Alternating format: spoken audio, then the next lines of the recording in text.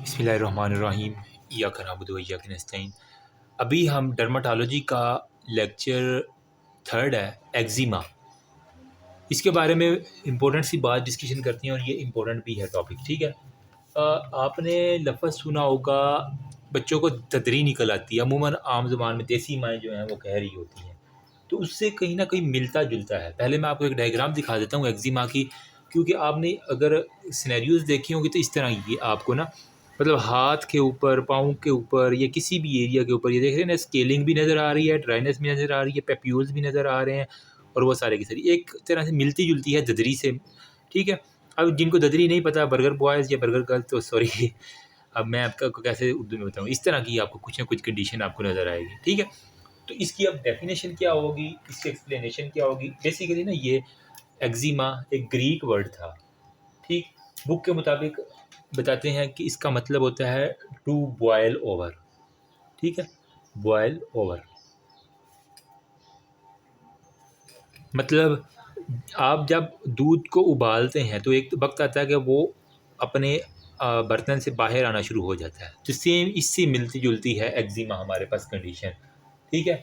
तो हमारे पास इसके अंदर क्या होगा, इसकी क्लिनिकल फीचर में रेड पेप्यूलोवेस्कुलर, पेप्यूलो वेजिकुलर, ठीक है।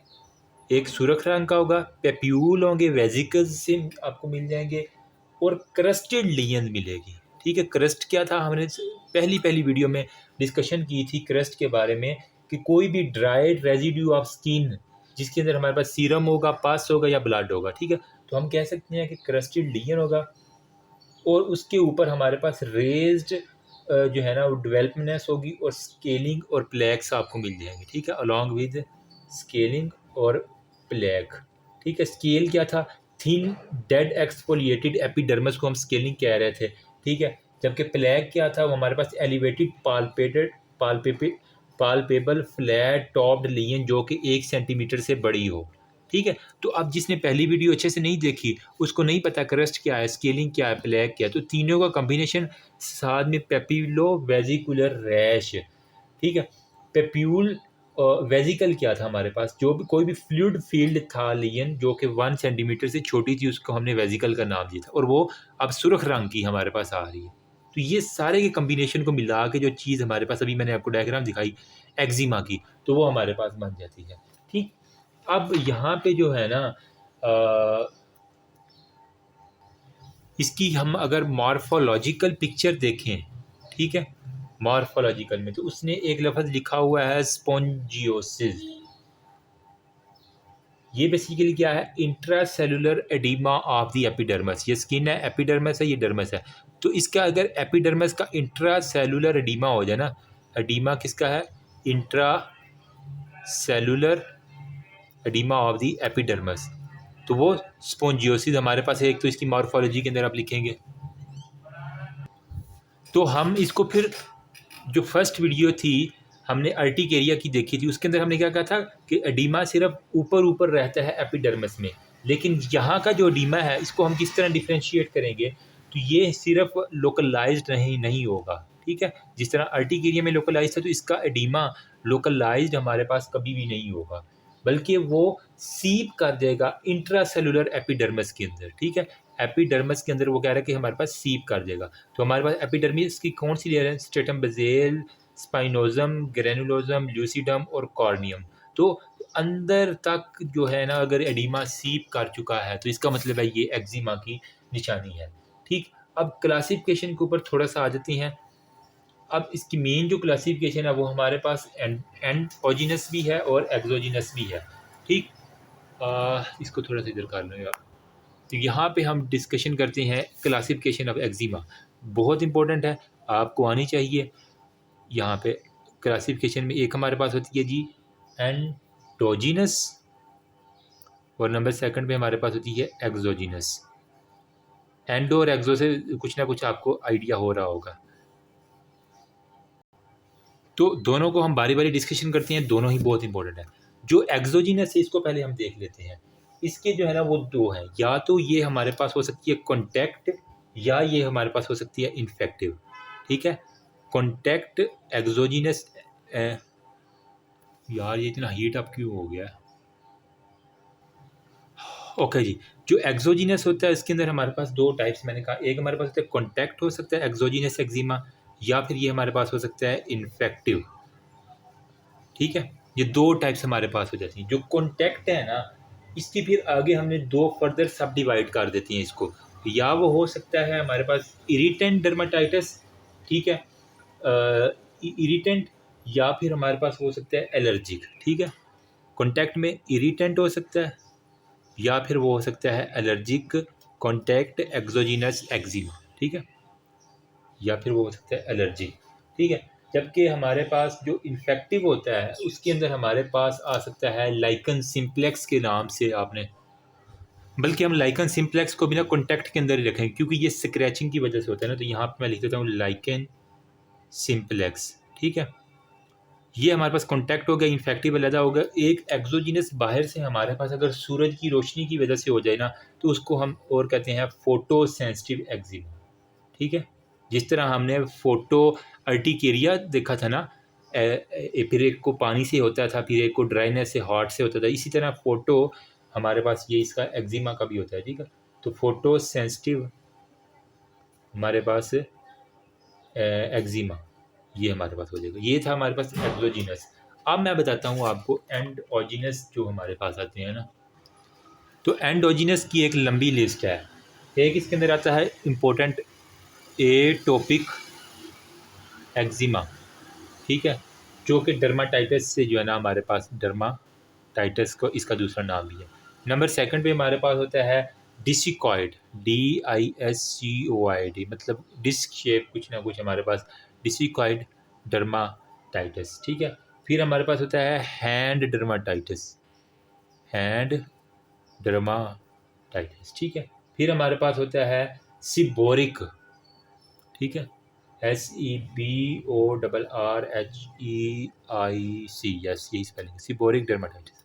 फिर हमारे पास आता है वीनस, या इसका हमने दूसरा नाम दिया होता है ग्रेविटेशनल, ग्रेविटी का यहाँ पे कोई ना कोई असर होगा, तो ग्रेविटेशनल या वीनस हमारे पास होता है। Last but not least asteatotic eczema, ASTEATOT, asteatotic eczema, ये जो भी प्रोनाउंस करना चाहे अच्छे से कर लेना। ठीक है, तो ये आपको एटलीस्ट क्लासिफिकेशन फिंगर टिप्स पे आनी चाहिए। अगर ये लिख देंगे एग्जामिनर की आँख यूँ ब्लिंक करेगी और कहेगा बहुत अच्छा बच्चा, इसने अच्छा पढ़ है। ठीक है, तो अभी तक हमने एक्जिमा की ये बातें हमने डिस्कशन कर लिया। ठीक है, और ये अब हम बारी बारी सबको जल्दी से देख लेते हैं क्योंकि टाइम कम है। ओके जी, सबसे पहले हमारे पास जो आती है वो होती है एटोपिक एक्जिमा, या अगर एटोपिक डर्माटाइटिस लिखा हो तो मोर और लेस एक ही बात है। ठीक है, परेशान नहीं होना, एक्जिमा या डर्माटाइटिस एक ही चीज़ के दो ऊपर से कान पकड़ो या नीचे से पकड़ो। एटोपिक आपने दमा के अंदर भी पढ़ा होता है, एस्थमा भी था एक इसकी एक टाइप, तो वहीं से थोड़ा बहुत याद कर लो कि इसकी मेन जो है ना इटियोलॉजी वो अभी तक अननोन है। ठीक है, जो पर्सन जो है ना मोस्टली जो इससे सफ़र करते हैं उसकी बड़ी वजह साइकोलॉजिकल एक इशू हो सकता है। ठीक है, साइकोलॉजिकल, या फिर हमारे पास कोई भी यूँ कह लें कि क्लाइमेटिक इशू हो सकता है मौसम का, या फिर हमारे पास कोई भी एलर्जिक फैक्टर हो सकता है। तो ये तीन बड़े फैक्टर हैं एटोपिक एक्जिमा के। अगर मैं आपको इसकी एक डायग्राम बड़ी खूबसूरत सी मेरे पास मोबाइल में थी, गूगल के ऊपर मैंने देखी थी ये वाली। ठीक है, तो ये देख रहे हो बड़ी खूबसूरत सी इसकी वो डायग्राम है कि एलर्जी हो सकती है, कोई क्लाइमेट हो सकती है, कभी कभार साइकोलॉजिकल भी जो है ना बंदे को फील होता है कि यार मुझे हो सकता है। ये हमारे पास एटोपिक एक्जिमा है कि ये क्रोनिक है जिसके अंदर स्किन की और ड्राइनेस और वो सारी की सारी चीज़ें आपको दिखने को मिल जाएंगी। ठीक है, रुक जाओ यार।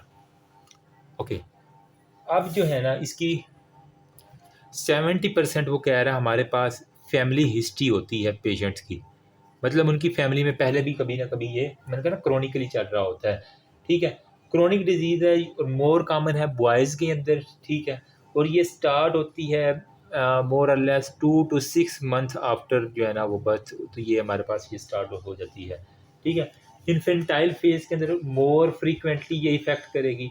ठीक है, चिल्ड्रन की उसकी चीक्स के ऊपर, फोर हेड के ऊपर। ठीक है, जो हमारे पास बॉय चाइल्ड होगा उसकी चीक्स के ऊपर, उसके फोर हेड के ऊपर, उसके स्काल्प के ऊपर और उसके लिम्स के ऊपर। वो कह रहा है हमारे पास, और ओकेजनली नैपकिन एरिया जो होता है ना, जहाँ पे उसकी नैपकिन पहनते हैं, तो वहाँ पे जो है ना आपको मोर और लेस यूँ कह लें कि क्रस्टिंग मिल जाती है। ठीक है, स्किन की क्रस्टिंग, हमने शुरू में इसकी डेफिनेशन में क्रस्टिंग लेजन पढ़ा है ना यहाँ पे। यार अभी मैं मोबाइल नहीं घुमा सकता, ठीक है। तो यहाँ पे हमने इसको पढ़ा है ना, क्रस्टिंग लेजन और वो सारी की सारी। तो आपको वही क्रस्टिंग इसकी इस एरिया के ऊपर मोर और लेस मिल जाती है। ओल्डर जो चिल्ड्रन होते हैं ना, उसके अंदर आपको एंटीरियर क्यूबिटल और पोप्लिटियल फोसा, तो मैंने अभी आपको दिखाया, वो लड़का जो है वो बाजू यूँ दिखा रहा था, तो ये हमारे पास क्या है, क्यूबिटल फोसा है ना, ये वाला बाजू का। तो यहीं से याद कर लो, हमारे पास जो ओल्डर चिल्ड्रन है, यानी जो बड़ी उम्र के हैं, उनके अंदर मोस्टली इसकी प्रेजेंटेशन कहाँ पे होगी, आपकी क्यूबिटल एरिया पे ऊपर। और उसकी जो टांग है उसके पीछे वाला जो होता है ना, जिसे हम कहते हैं पोप्लिटियल फोसा, जहाँ से हमारे पास पोप्लिटियल आर्टरी आ रही होती है, और वो सारी की सारी, ठीक है, मतलब नी के बिल्कुल पीछे। तो क्यूबिटल और पोप्लिटियल एरिया को मोर इफेक्ट करती है। साथ में आप कह लें कि साइड ऑफ नेक, गर्दन की साइडों के ऊपर उसको अफेक्ट ज़्यादा होगी। उसकी रिस्ट जो है, कलाइयाँ, वो ज़्यादा इफेक्ट होंगी। उसके एंकल, ये जो पाँव के हैं टखने, ठीक है, वहाँ पे ज़्यादा इफेक्ट होगी। तो ये सारी की सारी होगा क्या, एरिथीमा होगा, क्रस्टिंग होगी, वही सारी की सारी। साथ में कह रहा है कि 50% केसेस में उसको एलर्जिक रहनाइटिस भी हो जाएगा, क्योंकि ये मैंने कहा ना एलर्जिक रिलेटेड है यहाँ पे, ठीक है। तो साथ में उसको हिस्ट्री होगी एलर्जिक रहनाइटिस की, और साथ में एटोपिक या एलर्जिक एज्मा जिसे हम कहते हैं ना, ठीक है, एज्मा भी 50% पेशेंट के अंदर वो प्रेजेंट करेगा। उसकी पुरानी हिस्ट्री होगी, हिस्ट्री बहुत इंपॉर्टेंट है इस पेशेंट के अंदर, एटोपिक के अंदर, ठीक। तो अगर इस पूरे को मैं खुलासे को अब बंद करूँ, ये मैंने पहले चीज़ इसलिए बताई कि अब इसको मैं एक बात के अंदर जो है ना वो लाना चाह रहा हूँ। तो एटोपी यहाँ पे लफ्ज़ आ गया, तो ये जेनेटिकली डिटरमाइंड डिसऑर्डर है, ठीक है। एक तो ये हमारे पास क्या है, मैंने कहा ना क्रोनिकली फैमिलीज़ के अंदर रहने, जेनेटिकली डिटरमाइंड डिसऑर्डर है, जिसके अंदर हमारे पास क्या होता है, आईजीई एंटीबॉडीज़ का कुछ ना कुछ रोल होगा, ठीक है। वो क्या करेंगी, इन्हांस कर देंगी किसी भी सर्टेन डिजीज़ के साथ सस्पेक्टेबिलिटी को। हो सकता है साथ में उसको क्या हो, एस्थमा हो, साथ में उसको हे फीवर हो, या फिर हो उसको एटोपिक डर्माटाइटिस हो, ठीक है। इसके अंदर एंटीजीन जो है ना वो अपना रोल बेसिकली प्ले करती है। एग्जैक्टली इटियोलॉजी अननोन है एटोपिक एक्जिमा या डर्माटाइटिस की, तो ये हमारे पास आ जाएगा। ये बातें लिखते हैं कि तो इंशाल्लाह आपको कोई फेल नहीं करेगा। तो अभी इसके हाथ लगे हाथ हम इसके क्लिनिकल फीचर भी यहाँ पे डिस्कशन कर लेते हैं। तो क्लिनिकल फीचर के अंदर वो कह रहा है कि हमारे पास इची स्केली पैचेस जो है ना, वो जब बनते हैं ना, तो वो हमारे पास किसकी तरफ लीड कर जाए, लाइकेनिफिकेशन की तरफ, LICHEN, लाइकेनिफिकेशन की तरफ जो है ना वो आपको ले जाएगा। लाइकेनिफिकेशन क्या है, हाइपर पिगमेंटेशन स्किन का, वो काली काली आपको सारी की सारी स्किन नज़र आना शुरू हो जाएगी, ठीक है। तो लाइकेनिफिकेशन जो है ना एक बड़ा इंपॉर्टेंट इसके अंदर है। चिल्ड्रन के स्टार्ट कहाँ से होगी, फेस से स्टार्ट होगी, और वो सारे का सारा जो है ना हमारे पास इची एरिथमेटस स्केली पैचेस, वो फेस से स्टार्ट होंगी। इची स्केली रिथमेटिस लाल लाल रंग की जो है वो फेस से स्टार्ट होंगी और फिर पूरी बॉडी के ऊपर हो जाएंगी। मोस्टली फ्लेक्सर सरफेस, फ्लेक्स वाली, ये वाली जो मैंने कहा ना, ये मैक्यूबिटल फोसर, ये फ्लेक्सर है, ये एक्सटेंसर है और ये फ्लेक्सर है। तो हमारे पास जो फ्लेक्सर सरफेसिस है ना, वहाँ से हमारे पास स्टार्ट होगी, और मोस्टली एल्बो, और हमारे पास वो नी एंकल के ऊपर से स्टार्ट होगी, ठीक है। Behind the knee popliteal fossa और अराउंड दी नेक, गर्दन के गिर्द होगी। साथ में पेशेंट को हे फीवर होगा, एज्मा होगा या एक्जिमा होगा, ये बातें हैं। अब जी मरीज़ आ गया आपके पास, डॉक्टर साहब आपने ट्रीटमेंट करनी है, तो ट्रीटमेंट के लिए आप क्या क्या ऑप्शन है आपके पास। तो डॉक्टर साहब आप बैठे हुए हैं OPD के अंदर, तो इस तरह का पेशेंट आ गया जी, मतलब तो सबसे पहले आपने जनरल मेजरमेंट करनी है, फिर टॉपिक थेरेपी करनी है, और फिर एडजेसेंट थेरेपी करनी है। तो ट्रीटमेंट के अंदर आपने सबसे पहले क्या करना है, जनरल मेजरमेंट करनी है, ठीक है। इसके अंदर क्या करना है, अवॉइड करना है जो भी इरिटेंट या एलर्जन उसको आ रहा है ना, ठीक है, एलर्जन या कोई भी इरिटेंट जिससे वो कहता है कि बहुत ज़्यादा हो जाती है, तो वो उसको अवॉइड करना है। फिर आपने स्किन को मॉइस्ट रखने के लिए वहाँ पे, ताकि कोई भी ड्राइनेस ना हो, स्केलिंग ना बने, तो उसके आपने दे देनी है कोई भी इमोलिएंट्स, ठीक है, ताकि वहाँ पे हो। फिर कुछ जो है ना मॉइस्चराइजिंग सोप आपने उसको रिकमेंड करने हैं। हमारी मैडम ना डव जो साबुन है ना वो रिकमेंड करती थी, लैक्स लैक्स से भी अच्छा वो कहती थी बेटा डव जो साबुन है ना वो कोई प्रमोशन नहीं कर रही थी, लेकिन कह रही थी उसका मॉइस्चराइजिंग पावर बहुत ज़्यादा देखी पेशेंट के अंदर कि वो अच्छा रह जाता है। तो डव वाला मैं भी उनको रिकमेंड करूँगा पेशेंट को, अगर मेरे पास कोई आ गया ना उसको मैं करूँ। डव वालों अगर सुन रहे हो तो फ्री में प्रमोट कर रहा हूँ आप लोगों को, देख लो। वैसे। अच्छा, नेक्स्ट हमारे पास जो है ना, ये था जनरल मेजरमेंट। टॉपिकल में मैंने कहा क्योंकि ये एलर्जिक है, तो हमें पता है कि स्टीराइडल थेरेपी जो है ना वो हमारे पास होगी। साथ में आपने इम्यूनो मॉड्यूलेटर, क्योंकि इम्यून रिलेटेड है तो आपने इम्यूनो मॉड्यूलेटर जो है ना वो दे रहे हैं। नज़र आ रहा ना यार? ठीक है। फिर जो एडजेसेंट थेरेपी है ना, ताकि कोई और इन्फेक्शन हो, क्योंकि मैंने कहा उसको फीवर भी हो सकता है। जब स्किन इस तरह की स्केली होगी तो बैक्टीरियल इन्फेक्शन बहुत ज़्यादा होता है, तो आपने ओरल एंटीबायोटिक्स जो है ना उसको लाजमी स्टार्ट करवानी है। साथ में एंटी हिस्टामीन जो है ना रात के वक्त, ठीक है, वो स्टार्ट करवा देनी है। और साथ में आपने पेस्ट बैंडेज जो है ना वो लगा देनी जहाँ जहाँ आपको दिखे। तो जहाँ बैंडेज लगेगी मॉइस्ट, तो वहाँ से काफ़ी हद तक हल हो जाएगा। Sorry for the background noise, मैं इसका कुछ नहीं कर सकता, अभी मैं घर हूँ ईद की छुट्टियों के ऊपर, तो मैं ठीक हो गया। तो अभी तक हमने जो क्लासिफिकेशन में पहला वाला इंपॉर्टेंट था, मैंने कहा आपको ये वाला 8 टॉपिक वाला, ये हमने कर लिया है। नेक्स्ट हम करते हैं सिबोरिक, ये ज़्यादा इंपॉर्टेंट है, इसका ज़्यादा क्वेश्चन आता है। फिर हम ऐसा ऐसा बाकी को जो सिंपल डिस्कशन है वो करके इस चैप्टर को मुकाते हैं। ठीक।